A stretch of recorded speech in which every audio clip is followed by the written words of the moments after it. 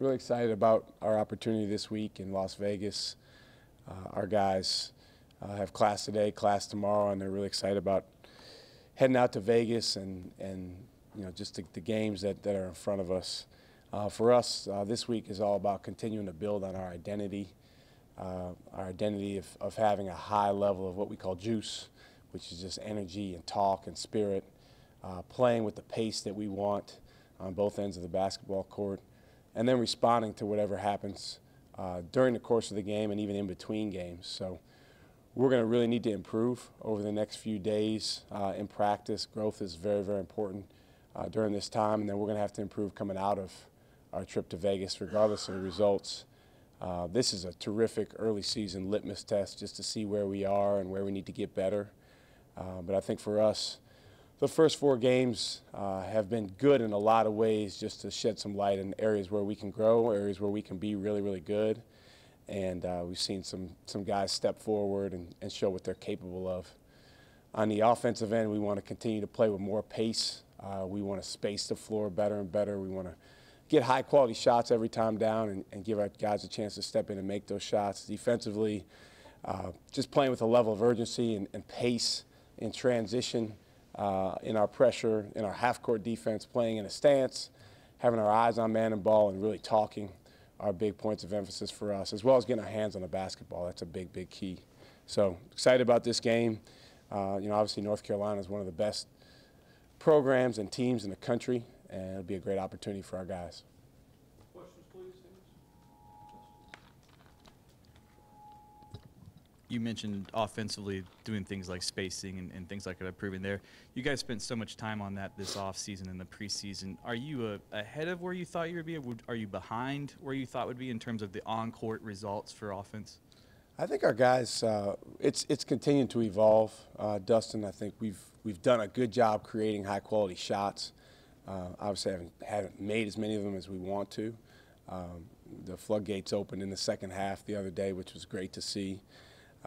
Our guards are really taking care of the basketball well. All 4 of those guys that play kind of the 1 and the 2 for us have better than a 2-to-1 assist-to-turnover ratio, and some of them are over 3-to-1. So that's been huge in terms of just trying to create good shots for teammates. We still need to get better at the violence with which we move and cut and sprint the floor, and that goes right into spacing, because the faster you cut, the harder you move, the better it is to be exactly where you want to be in a short span of time. That really goes a long way towards making the defense stretch and guard the whole floor.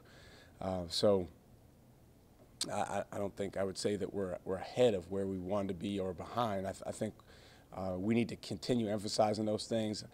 In a couple of our games early in the year, we were nowhere near as good in those areas as we had been in practice. That's typical early in the year. We've got to create carryover is the biggest key. But this last game that we played was by far the best job that our guys did carrying over what we're trying to do on the offensive end.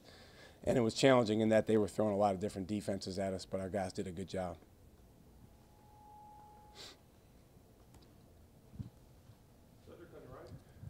Shaka, what do Roy Williams' teams do to other teams to make things difficult? Coach Williams' teams, they play with great pace. Everybody knows they're phenomenal in transition. I was just looking back at the game from a few years ago, and just the way that they get the ball out, even after made baskets, and get the ball up the floor is very, very challenging to deal with. You know it's coming. You work on it in practice, but they're still able to get it consistently against a lot of teams. They also rebound the basketball extremely well on the offensive end. So the beginning of the possession, the transition, and the very end of the possession, the rebounding side of it, they're as good as anybody in the country. And then in between those two things, they've got a lot of experienced guys that know how to play. They execute really, really well. They've been running, a lot of tried and tested actions that they've run for a long time, that they're good at, that they know. I think the key for us, and our guys did a good job of this a few years ago. I was just looking back at that game, is just continuing to fight and continuing to play with an urgency on the defensive end. It's not going to be perfect. Making sure that in transition we have a terrific pace to us in terms of getting back, getting turned, getting matched up, loading to the ball. There's actually a possession that I'll show our bigs either today or tomorrow of Mo the other day in one of his games, and his team turned the ball over and he sprinted back as hard as I've ever seen him sprint and blocked a shot, and he didn't waste any time. You know, he just got right into what he needed to do next, and that's how we have to play. And a little one outside the box. We all grew up watching North Carolina basketball. Who's your favorite non-Michael Jordan Tar Heel? I was going to say Jordan until you said that.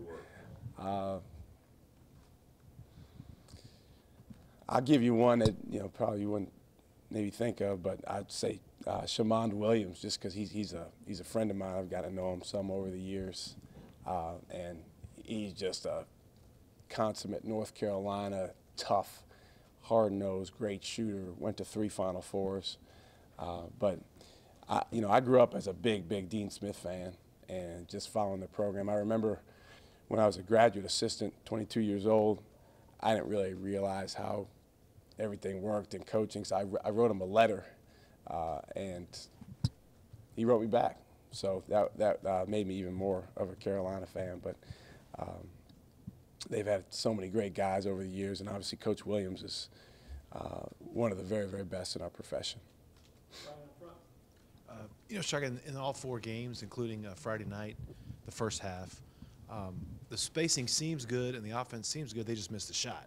Mm-hmm. And I wonder how much have you looked and talked with the guys about this is all good, it's just the shot didn't go in. Yeah. And that isn't necessarily a bad play. So when you look at the first 4 games, how much have you seen of that? Good offensive flow, good spacing, just a shot. We've seen a lot of it, which, you know, you can run bad offense and get a bad shot, and you're going to miss almost all of those. You can run good offense and get a good shot and either make it or miss it. I think our guys have done a pretty good job carrying over the things we've asked them to do. We certainly need to continue to get better and better. And there's some things we've tweaked even in between games. But the difference between the first half the other night and the second half was, you know, we shot, I think, 48% from 3 in the second half. What good teams do, and you know, I heard a couple coaches talk about this over the weekend in football, when you don't have certain things that you want to going well, you have to find other ways to help your team. And you know, what we were able to do in the first half the other night is we were able to get to the offensive glass. We got 13 offensive rebounds. We went to the foul line 12 times. We only turned the ball over once the whole half. And then on the defensive end, we had 16 deflections. We did a great job defending the three-point line. So those are the reasons that even though you go 2 for 21 from 3, you're up 12 at halftime. Obviously, the competition goes way up this week, and so the margin for error goes down. But for our guys, the emphasis going into this Vegas tournament is just continuing to get better and better with offensively our pace, our ball movement, our spacing, and trying to come off of pick and rolls and create opportunities for our teammates. And then if you have those shots, you got to jump up and shoot them in. But obviously, the way to make more shots isn't necessarily to squeeze tighter and say we got to make more shots, because if that was the case, we'd just squeeze tighter than anybody. I think the way is to get in the gym and continue working to get better, to jump up with a level of confidence in yourself and your teammates and shoot the ball in. And as I told the guys the other night, if you do miss it, go get it back. Shaka, what else do you get out of a tournament like this where you get away 2 games in 2 days, high-level opponent, everybody knows the name on the jerseys, just to kind of get in that atmosphere? Well, this is the reason that guys come to college to play basketball. You know, no disrespect to any other games, but, I mean, our guys will tell you they certainly are excited to play against, you know, a team like a North Carolina or certainly whichever team we see in our second game. So the great thing about it is it allows us an opportunity that is 100% up to us to show how well we can carry over who we want to be. And obviously you have a really good team standing in the way of that, but you really get a litmus test, Roger, of you know, really your durability as a team to do what you want to do when someone else is trying to do the opposite of that. And we'll get that for 2 games. And, obviously there's a huge emphasis on we want to win the games. We want to do as well as we can. But coming out of these games, we're going to need to get better. We're going to need to grow. We'll be 6 games into our season. We'll have some big non-conference games coming up after that. Obviously, Big 12 play is so incredibly important. So we put a lot into these games, but also at the same time, no matter what, even if we play great, there's going to be a lot of room for improvement. Yeah, what'd the letter from Dean Smith say? It was really polite, and thanks for your letter. Thanks for your interest in our program. I think he answered I had a couple coaching questions that I asked, and he answered those. And again, I always just was a big fan of his just because of the way that he carried himself with his team, the relationships it seemed like that he had with his guys, and what he did with the civil rights movement locally there, and just was always a big fan. You do have some ugly three-point percentages for a few of your guys, Eli and Matt and Dylan. How concerned are you at this point that this could be who they are and how they get better? I think those guys are better shooters than they've shown, and actually we have a couple of guys that are shooting the ball really, really well too. So I'm excited about Jace going 4 for 5 the other day. Courtney shooting the ball well, and the funny thing is, he can even shoot it much better. Although I take 43% or wherever he is for the season, but yeah, Matt's a much better shooter. I think one of the things that you do, Kirk, is you compare the statistics that guys have in games with what they're doing in practice, and if there's a big differential there, then you have to ask why and try to figure out why and figure out what are the things that you can do as a coach to get them to honor the process that goes into shooting it as well in the game as they are in practice. Matt's shooting, I think last time I checked, it was 48% in practice from 3. Teams, when they go under a ball screen or they sag off you and they dare you to shoot, that can play on your mind, but the reality is, another way to look at it is it's a wide open shot, and it's a shot that we've worked on and guys have spent a lot of time on. I mean, our guards made at least 10,000 threes this summer. I would say a lot more than that, just depending on the guy. So it's early, and certainly we'd love to be shooting 50% from 3 right now, but I do think our guys can build on what they did in the second half the other day. I don't know that at the end of the year we're going to look back and say we're the best three-point shooting team in the country, but I think that we'll definitely shoot the ball better overall than we have so far. Would you say Courtney and Jace deserve more time, maybe, because they are shooting the ball well? More time? That's a great question. I mean, we've got 5 perimeter guys that, I would say have helped us in a lot of different ways. Snoop is probably the best offensive guy from the standpoint of just all around being a threat to put the ball in the basket. Matt, Eli, Courtney have done a great job managing the game and a very good assist-to-turnover ratio. Jace is the one guy that's kind of thought of as a shooter.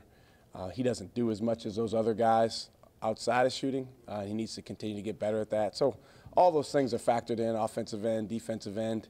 If we were just going by shooting, and let's say we were playing just offense against a zone defense or someone that was sagging like the other night, then absolutely it would make sense to probably have Jason there the whole time. But that's not how the game works. There's the defensive end, there's transition, there's pick and roll defense, there's all the other things that go into winning. Steve in the back middle. Coach, you talked earlier about adjusting when things aren't working for you. Do y'all go over that scenario in the preseason and practice about, hey, okay, let's go to a situation where we're missing all our threes and we need to take a different tact? Or Absolutely. I mean, one of the things that is a big part of our jobs as coaches is helping these guys navigate and respond to situations that are not ideal, over the course of the game. Because the reality is, in the off season, most players, as they're thinking about upcoming games and thinking about the season, they plan out an ideal scenario. They plan out, okay, the game's going to start, and I'm going to hit 2 threes, and then we're going to get a steal, and I'm going to get a dunk, and then we're off to the races. And we would love for that to happen, but the reality is, and again, I keep referencing it because I just watched it. You know, go back and look at when we played in North Carolina last time. You know, that game, there was a lot of ups and downs and twists and turns, and for a lot of the game, we're down. But you got to keep fighting. You got to keep battling, and you know, find a way on the defensive end to stop them as much as you can on the offensive end to put the ball in the basket. So we talk about what we call neutral thinking, something that I stole from a friend of mine, and it's when the play or the game is not particularly going the way that you want it to go, focusing on process-wise, what's next? What do we need to do to help our team be better in the next possession or the next series of possessions? Not so much a pie in the sky positivity of everything's great, because that's not really true, you know, when you're not playing very well. It's more, what do we need to do next?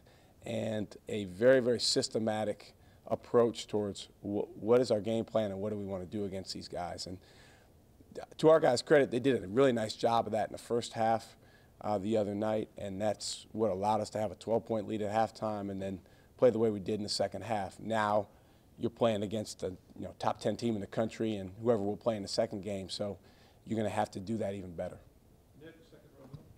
Shaka, I know we've sort of touched on, Jericho's struggles a little bit, but obviously he's a guy that hasn't played up to the standards that, we've seen him be capable of. Just kind of curious, what's his headspace sort of seem like right now, and how much of it is on him to sort of pull himself out of this funk, and, how much of it is on, guys like maybe Matt or Dylan to kind of drag him out of, whatever it is that's sort of weighing him down a little bit at the moment? Yeah, I mean, he's 4 games into his sophomore year, and he has a completely different role than he had last year. As you mentioned, there's a lot more expectations that he's placed on himself and some of the people around him have placed on him. I think he's actually done some really good things, but he's not yet done maybe exactly what everyone else expects him to do. To me, it's more about growth. It's about him learning to navigate different challenges that he sees this year as opposed to last year. Last year as a freshman, it was, almost everything that he did was a bonus, and the focus was so much on his potential. Sometimes when you get to your sophomore year, it's I don't want to say unfair, but it's almost like night and day how it's not anymore about potential. It's about, hey, you being this great player right now, and maybe he's not ready to be that every single game, every single time out. It's also all relative to how the defense plays. So he's done a really good job in the offensive glass for us, as has Dylan, as has Jackson. That's been really big in a lot of games so far. We want to get him the ball, but depending on the way that he's being guarded, depending on the help defense, he may or may not get shot opportunities when he gets the ball. So I think when we play some of these games moving forward, the game's going to open up more for him. Now it's just a matter of how ready he is to take advantage of those opportunities. He's a guy, as you know, he doesn't say a lot.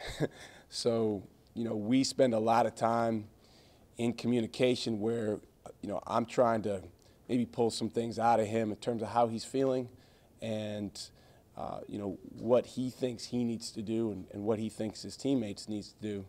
But it's all a process. I mean, he is still so very young. He's still young emotionally, and he's not yet at that fully confident, fully actualized state. And that's something that, we can lament, or it's something that we can decide to continue to work with him on and continue to move him forward on. I think he's done some things to really help our team so far through 4 games, and we just want to help him be better. Yeah, just in terms of, like you said, obviously he's a tough guy to sort of pull stuff out of sometimes, but have you seen him, grow a little bit as a communicator? Is he maybe more open, emotionally, or expressing maybe what's going on? Well, we have a rule. I have a rule with him when we have a one-on-one conversation. It's called the 50-50 rule. So he has to do over 50% of the talking. And that can be interesting sometimes because I'll ask him a question, and if my question is, let's say, 6 words, then, he'll come back with like maybe 4 words. Come on. And so he's getting better. I think he really has shown a lot of growth as a person, since he got here as a freshman.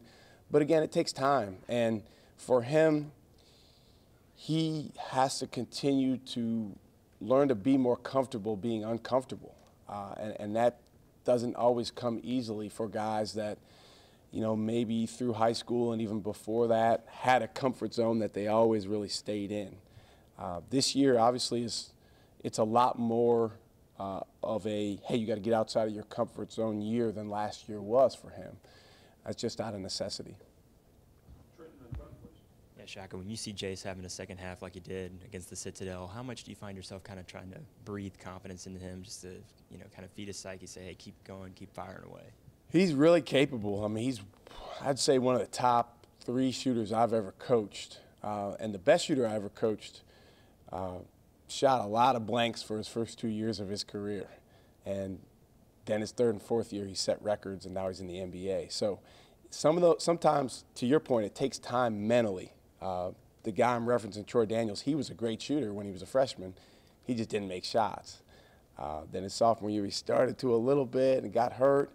And then it wasn't until his junior year then he just took off. And obviously at this level, there's always the expectation from all around to do it right away. Jace had the great half, Brian, that you mentioned, against Baylor last year, and he kind of showed what he's capable of doing. But last year he wasn't really ready to do that on a consistent basis. And so we believe he'll be able to make shots more consistently this year than he did last year. Is he going to be able to, make 4 or 5 threes every single game? Probably not yet. But we want to your point, breathe a lot of confidence in him. Every time he's open, we want him to step in with confidence and shoot the ball. And his teammates believe in him, and they're constantly trying to look for him and create opportunities for him to shoot. Just a quick follow. Royce had 3 minutes against the Citadel. How do you see his role kind of expanding moving forward? I know he's coming off of injury. He's just got to keep getting better. I mean, he's competing with Jackson and Jericho, and he's had some practices where he's played with really, really high energy and led our team in rebounding. But he's got to do that more consistently for our team. I think he's a guy that can definitely help us down the line, but he's got to put together consistent stretches of playing the right way, playing with the same energy, making his team win in practice. Unfortunately, he's dealt with some injuries. That makes it hard to be consistent when you're dealing with injuries. But we think the world of him as a kid. He's a guy that, like Jericho, has grown a lot as a person. And as he continues to do that, some people might not understand this, but his growth as a person is intimately connected to his growth as a player, because a lot of it's just about believing in yourself and gaining, like I said, a level of consistency to do the same thing every day. Matt's at his best when he's just kind of playing and having fun and Absolutely. He's smiling and things like that. What have you seen from him in the first 4 games, and have you all talked about maybe why he's having this slow start? I mean, it kind of, to me, it looks like he's often just thinking way too much when he's on the floor. We've talked about it a lot, and Matt's a guy that, as much as anyone I've ever coached, really wants to do well for the program. Obviously, everyone wants to do well for themselves, but he wants to help Texas win. He wants to be the best player he can be for his teammates and for his coaches.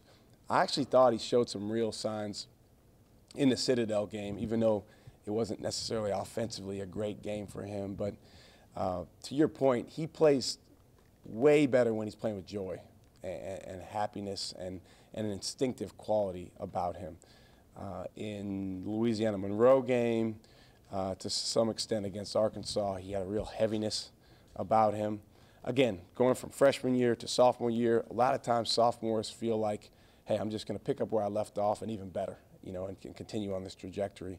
He and I talked going into the year that there was going to be more defensive game planning around him, that the other teams do. There was going to be more challenges that he was going to face relative to just the makeup of our team and who we were playing against.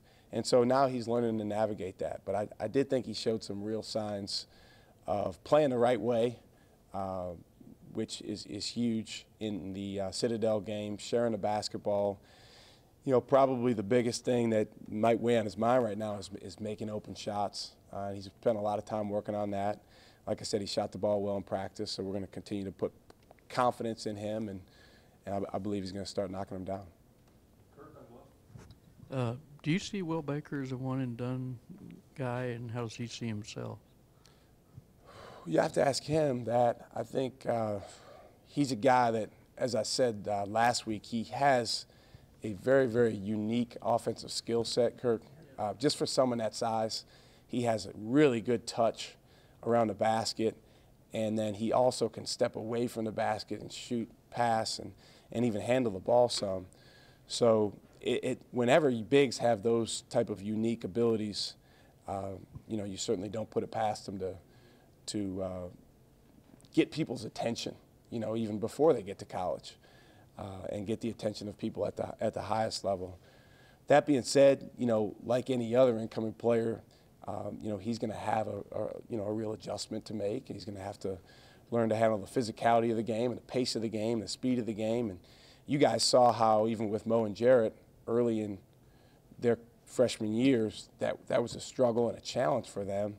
What those two did is they really responded well to that challenge, and they really were able to take some tough games and some challenging situations and turn that into growth. And that's what Will's going to have to do, you know, regardless of how long he's here. I think the key is just growth and improvement. But he's a very cerebral kid. He's competitive. So we're certainly excited to see how much he can grow. Just completely different from the standpoint of offensive skill is much different. All three of those guys are so different from each other, but much more offensively skilled in terms of scoring the basketball, and you know, can put the ball on the floor really well for someone that size, but doesn't have nearly the athleticism and length that those guys have. Obviously, Mo has more length than anybody, and even Jarrett, his wingspan is 7'6", and you see some of the things he's doing in the NBA right now, blocking shots and rebounding. So those guys just had an elite size and length and athleticism to them. You know, Will's got great height and size and skill for that size, but his strengths are more with that offensive skill set. I'm just going to go down the roster. Eli, what he brings, seems like a little edge, a little flair, Yep. A little leadership. Is that kind of all the stuff you expected? And is he playing like this is my shot coming from a school that maybe some people hadn't heard of? Yeah, he's doing a really good job, Roger. He's, you know, when you transfer, you go a year and a half without playing in games, and that's really, really hard. Last year was tough on him sitting out, but I think he's done a nice job coming in and helping our team with, as you mentioned, just giving us an edge, giving us, on the offensive end, a spark plug, which has been really, really good. He's a guy that doesn't back down to anyone.